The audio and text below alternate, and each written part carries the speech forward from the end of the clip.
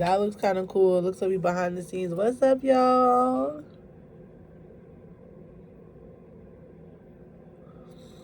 What should I add to the bottom? We need something.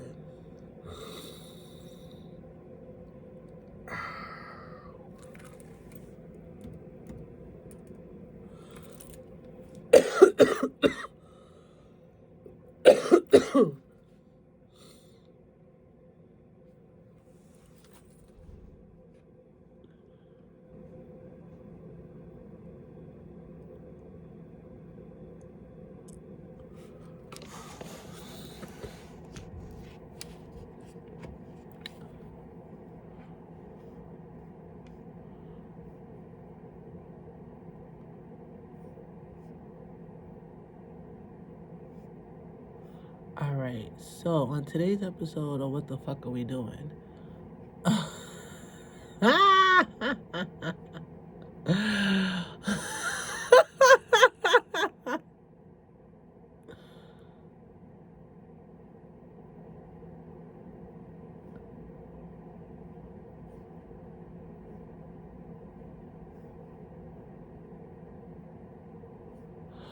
Wait.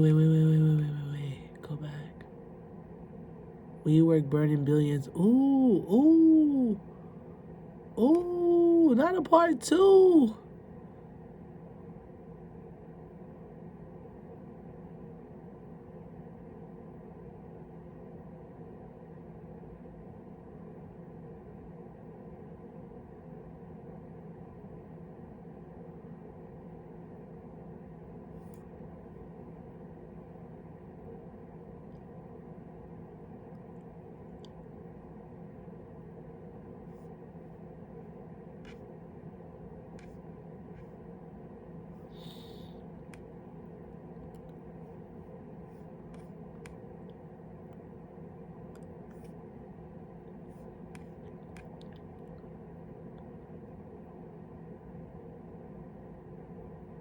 Sam Ash Music closing all Southern California stores. Crazy. A supercomputer simulation just predicted when humans will go extinct. Let's find out. When we out this bitch. Niggas always trying to stay around forever. One day the world will end. When that happens, the sun will essentially explode outward, destroying many of the planets around as it dies and reaches another cycle of its life. But before that happens, scientists say we can likely expect humanity's end to arrive. Climate change is, of course, an ongoing concern that many scientists are trying to solve, and they've come up with some really cool and impressive ideas, including sending bubbles into space to help block solar radiation. However, no solution has actually been put into play yet. As a result, climate change continues to progress onward, threatening the melting of the ice caps, which would send hundreds of thousands of miles of shoreline under the ocean. And according to a new simulation, humanity's end could come in as little as 250 million years if climate change continues the way it has. 250 million years from now. The simulation was completed by a supercomputer using various pieces of data relating to Earth's ongoing climate and ocean chemistry, as well as the state of tectonic plates and biology. That simulation found that within 250 million years, the Earth's atmosphere will be full of CO2. That, coupled with the heat of the sun, will make the Earth no longer able to sustain many forms of life, including humanity. This means that humanity's end will likely come because of a climate where it is almost impossible to grow food, where the planet becomes devoid of water and food sources for mammals, pushing us all to extinction. It's a terrifying thought, and one that scientists will no doubt continue to try to find ways to fight. It also isn't an insane idea. The simulation suggests that we'd see widespread temperatures between 40 to 50 degrees Celsius through roughly 100 to 120 degrees Fahrenheit. Those temperatures would only be compounded by high levels of humidity, making Earth even more uninhabitable. A study was published in Nature Geoscience detailing these findings, and it offers a unique insight into the future that could await humanity and hundreds of other species mammals. Okay. So in about 250 years, while we not trying to be here no more, y'all talking about generational wealth. Like, what the fuck?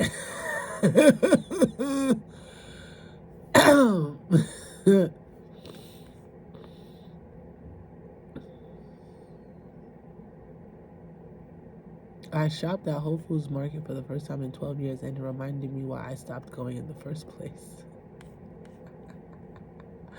I don't even know if that's the rest of the title, but let's pull it up to see. In the first place. Downtown Los Angeles is bustling with new residents, not so much with office workers, though.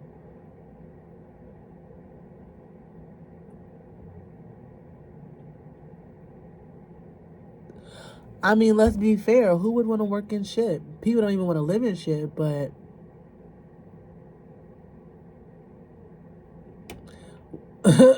what they're doing is taking the homeless people and putting them into those buildings, housing that's in those immediate areas. So, of course, it's going to be downtown and residents downtown, because comparable to living in Beverly Hills, you're able to get luxury living in an urban setting.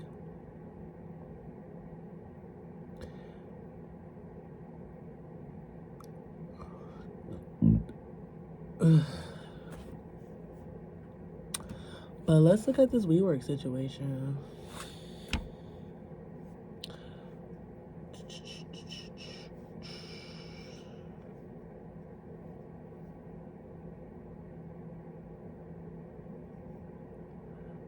The $47 billion disaster. Oh my God. Oh my God.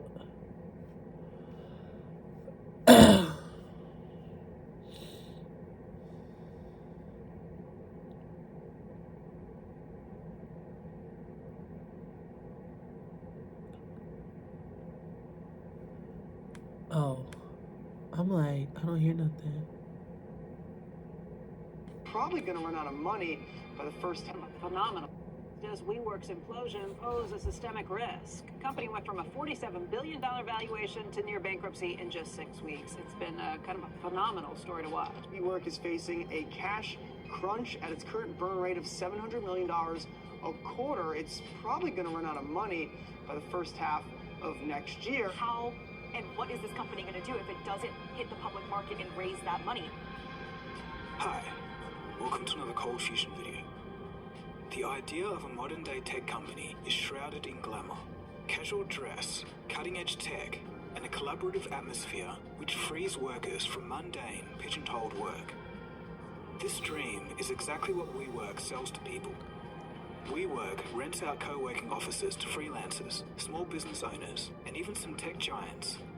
The company was an exciting, fast-growing startup on course to issue an IPO in September 2019. Valued at $47 billion, things were going great for WeWork until people started looking into the company, and more importantly, their founder and CEO, Adam Neumann.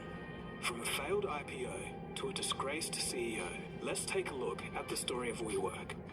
A premature pseudo-tech giant which could be falling apart right in front of our eyes. You are watching Cold Fusion TV.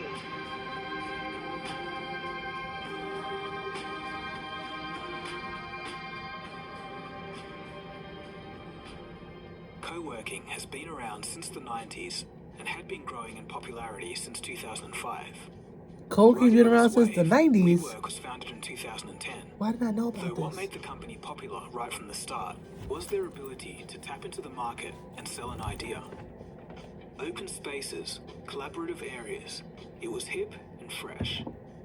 It didn't look or feel like a traditional office. They focused on community, drawing from their founders' experiences of growing up in communal living spaces. They framed themselves as a tech Pause. company employing data analytics. And that's their problem right the fuck there. You took a platform that was modeled off of people needing a space to live. your basic needs that need to be met. And you try to implement that in a business setting.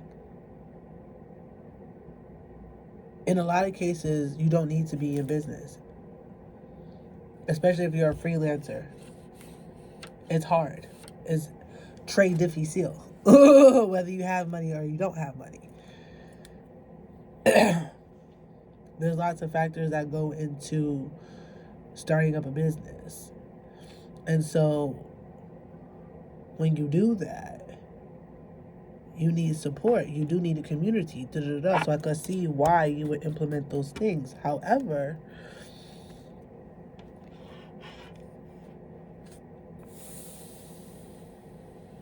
what would have been a better structure, in my opinion, would be to take the office experience and bring that to your communal situation that you already have established. So now you always have a bedrock, a foundation, a group of people that you can come home to that is your necessariness in order for your business to survive, right? So now if your communal situation is operating in the sense of we're utilizing everyone's best talents to further our personal dreams, and here's our space with which to do it, but we live and work together, then we have a situation where one aspect of the business feeds the other aspect of the business, and if one aspect of the business is suffering, the other aspect of the business has the opportunity to support that aspect of the business. For example,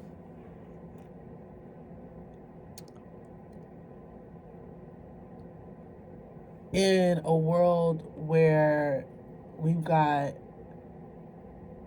the housing crisis happening simultaneously of this business situation happening, and y'all buying up all this real estate, but you're not purchasing residential spaces, how are you supporting the actual people who are supposed to be supporting your business? In the same way that you use funding to purchase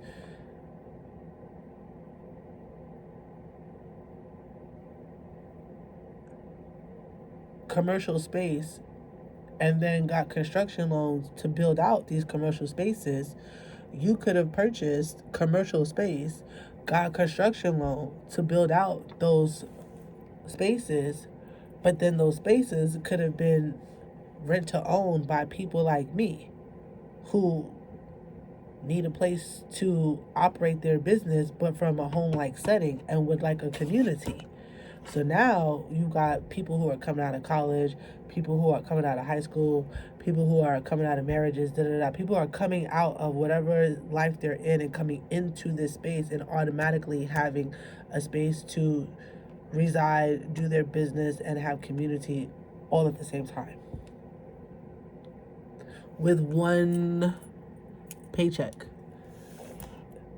So now I'm not paying two rents. I'm not paying rent to my residents and I'm paying rent for the office space. I'm not having to do that, because then y'all want two security deposits. Now let's say I move into town and I have to get work done and I have to get an office space and a place to live. So now you want me to spend literally upwards of 10 grand just so I could get started.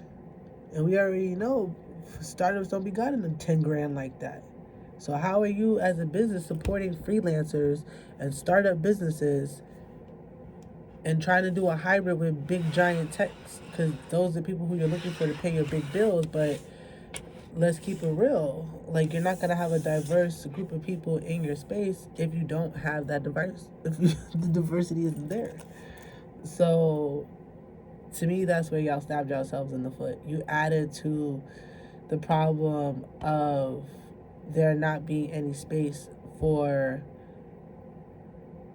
people to actually flourish in their business. And then I feel like the sense of community wasn't really there. Like,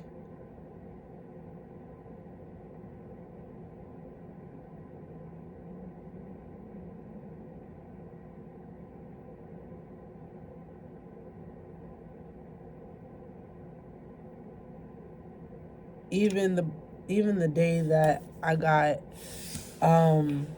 onboarded and told about the space and this, that, and the third, I didn't feel like a warm welcome from the individual as they were giving me the tour or anything like that. And I didn't feel like they were interested in my business or who I am or what I was, going to be doing in the space or anything like that.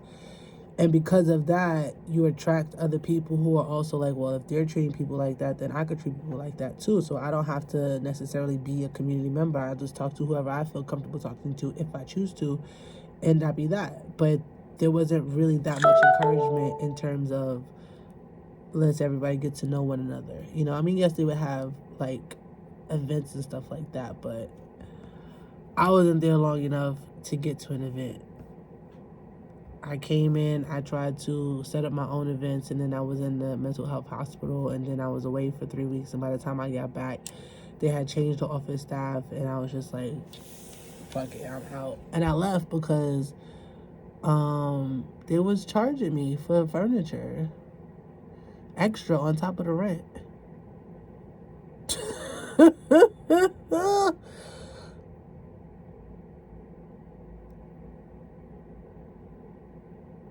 So I'm like, you want me to spend $900 a month for this tiny ass room just so I could use your little funky ass chair and desk, which means I'm not going to be able to save up money to buy my own furniture because I'm giving you money. So it's just like, y'all put people in a position and yourselves in a position to be greedy and to keep extorting from people who are just trying to make ends meet. And now you can't even make ends meet.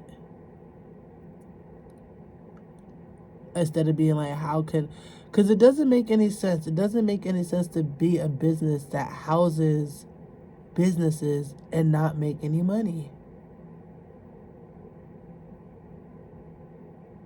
Like, I would have sent out letters to every single one of my tenants and offered them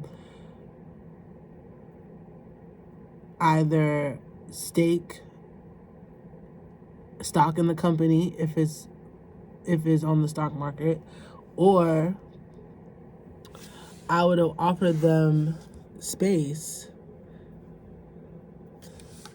I would have done an assessment to find out how fruitful are the businesses that we are housing, and is there something that we can do to get them to a place where they're more fruitful. And if we support their more fruitfulness, then can we take a percentage, a cut, or something? Like, they could have just opened up a new avenue of business, and that would have been a way for them to make money. Actually developing the businesses that you're already housing. Have workshops and seminars and one-on-one sessions with people who are experts in the various fields that your business is in, that you guys, the business is supporting, housing or whatever, and help me, my particular business, get from point A to point B. Because if I can get from point A to point B and I know that you help me, I'm more likely to stay. I'm more likely to pay your rent. I'm more likely to be like, all right, fine, here's the $900 for the furniture.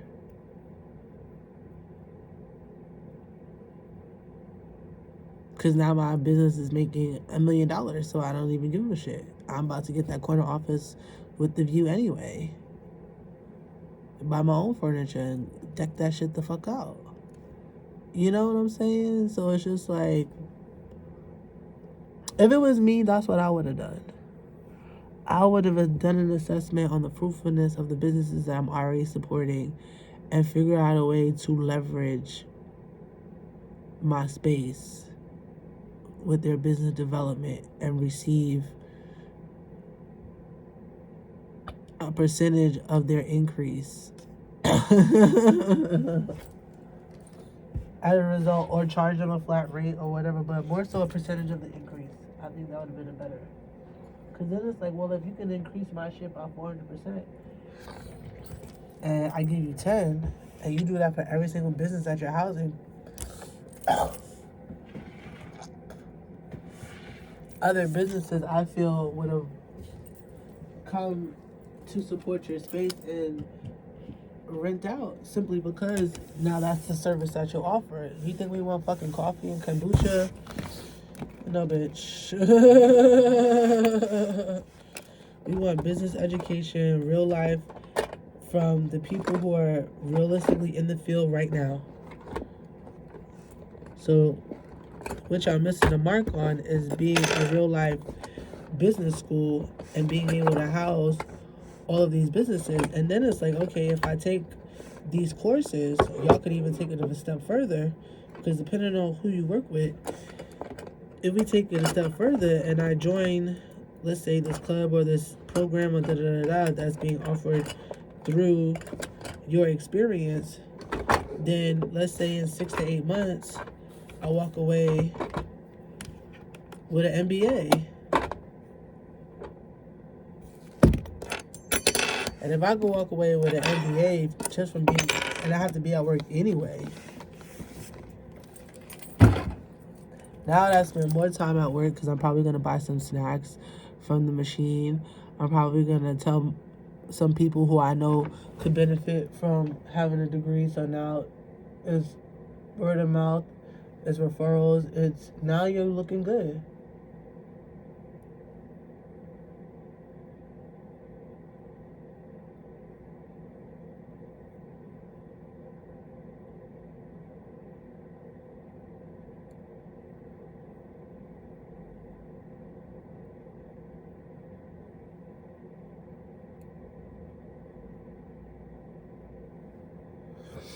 So yeah.